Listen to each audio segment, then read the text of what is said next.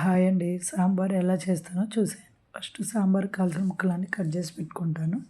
తర్వాత చింతపండు నానేసి పెట్టుకుంటాను. తర్వాత కందిపప్పు ఇక్కడ నేను 2 రకాల కందిపప్పు వాడతానండి. ఎర్ర కందిపప్పు, మామూలుగా పచ్చ కందిపప్పు అండి. ఇవి కందిపప్పు మాకు ఇంటి దగ్గర దొరుకుతాయి కాబట్టి మేము అవే వాడతాము. తర్వాత అవి కూడా నానేసి పెట్టుకోవాలి. అవి కడిగి పెట్టేసుకొని ఒక 5-10 మినిట్స్ నానేసి పెట్టుకుంటాం కదా, తర్వాత కడిగేసి పెట్టుకోవాలండి.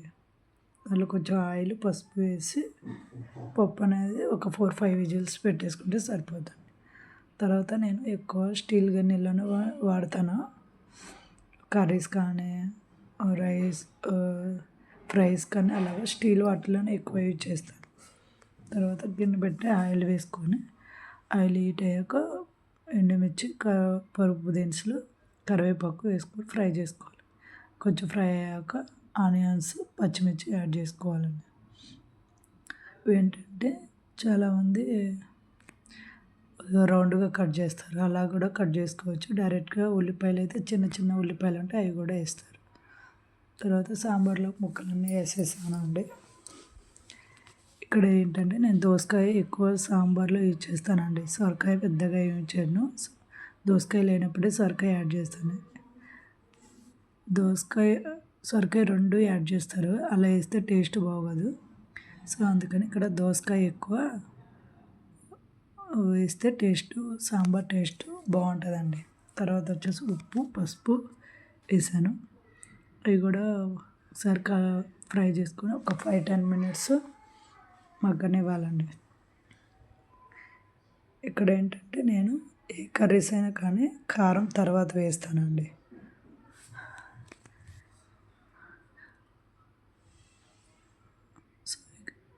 ఇవి కలబెట్టేసాం కదా, ఒక 5-10 మినిట్స్ మూత పెట్టేసి అలా పెట్టేస్తే మగ్గుతాయి.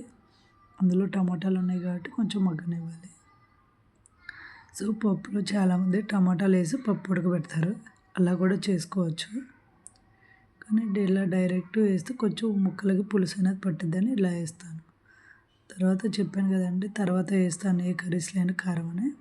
సో ఇప్పుడు కారం వేసాను. అవి కూడా కలబెట్టేసి ఒక 5 మినిట్స్ మళ్ళీ మూత పెట్టేసి ముక్కలన్నీ కారం పట్టేటట్టు మగ్గబెట్టాలి. స్టీల్ గిన్నెలో చేస్తున్నాం కాబట్టి గిన్నె అనేది మాడిపోద్ది. సో చూసుకుంటూ కూరగాయ ముక్కలన్నీ కలబెట్టుకుంటూ పెట్టేసుకోవాలి. కొంచెం ముక్కలు అనేవి మగ్గాయి కదా, ఇప్పుడు ముక్కలు ఉడకడానికి కొంచెం వాటర్ యాడ్ చేస్తానండి. ముక్కలు మునిగేంత వరకు వాటర్ పోస్తే సరిపోయింది. ఎందుకంటే పులుసు, పప్పు అనేది పోస్తాం కాబట్టి వాటిలో కూడా కొంచెం వాటర్ యాడ్ చేస్తాం కాబట్టి వాటర్ అనేది మోయనంగా ఎక్కువ యాడ్ చేయాల్సిన అవసరం లేదండి. ముక్కలు మునిగేంత వరకు వేస్తే సరే. తర్వాత ముక్కలన్నీ మునిగాక ఒకసారి కలబెట్టేసేసి ఒక 5-10 మినిట్స్ ముక్కలు హాఫ్ బాయిల్ అయ్యేంత వరకు చెక్ చేసుకుంటే ఒక 5 మినిట్స్ మళ్ళీ మూత పెట్టేసి ఉడకబెట్టుకోవాలి. ముక్కలన్నీ ఉడికేయలేదు చెక్ చేసుకొని ఒక 5 మినిట్స్ మళ్ళీ మూత పెట్టేసుకోవాలి. ఎందుకంటే స్టీల్ గిన్నె మాడిపోతుంది, చెక్ చేసుకోవాలి. వాటర్ కూడా ఇంకిపోతుంటాయి. తర్వాత ఇప్పుడు పులుసు అనేది యాడ్ చేసుకోవాలండి. చాలామంది నిమ్మకాయ రసం కూడా వాడతారంట. సో నేనైతే చింతపండు పులుసే వాడాను. పులుసు కూడా చెక్ చేసుకోవాలండి. ఎక్కువ పోసుకుంటే సాంబార్ అనేది పుల్లగా ఉంటుంది కదా, అప్పుడు తినలేము. ప్లస్ సాంబార్ పులుపు అంటే టేస్ట్ వేరే ఉంటుంది. ఇలా పప్పు అనేది ఉడికిందండి. దానిలో కొంచెం ఉప్పు వేసుకొని పప్పుని మెదిపేసుకుంటే అది కూడా సరిపోద్దండి. వాటిని కూడా పక్కన పెట్టేసుకొని ఉడకని.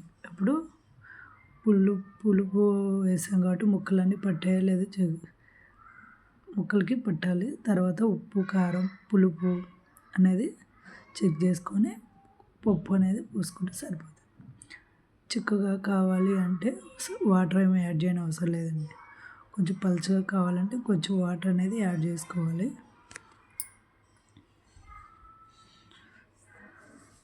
సో ఇక్కడ నేను వాటర్ కొంచెం యాడ్ చేశాను. మేము ఏంటంటే ఇడ్లీ, వడ, పప్పు పొంగల్ అంటారు, అదే కట్టె పొంగల్ అంటారు కదా, దాంట్లోకి ఎక్కువ ఈ సాంబార్ని యాడ్ చేద్దామండి, వాడతాము. తర్వాత ఇట్లా మరిగిన తర్వాత సాంబార్ పౌడర్ యాడ్ చేసుకోవాలి. ఇదేంటంటే మా పెద్ద అత్తయ్య సాంబార్ పౌడర్ అని చేసి పంపించిందండి. సో ఇది తర్వాత వచ్చేసి కొబ్బరి పొడి యాడ్ చేశాను. నేను ఎప్పుడైనా సరే కొబ్బరి, వెల్లుల్లిపాయలు ఉంటాయి కదా, అవి దంచి కచ్చపచ్చగా వేస్తానండి. దీంట్లో మెయిన్ సీక్రెట్ ఏంటంటే అదే.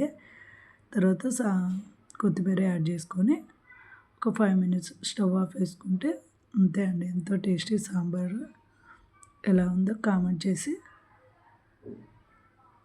చెప్పండి. Thank you.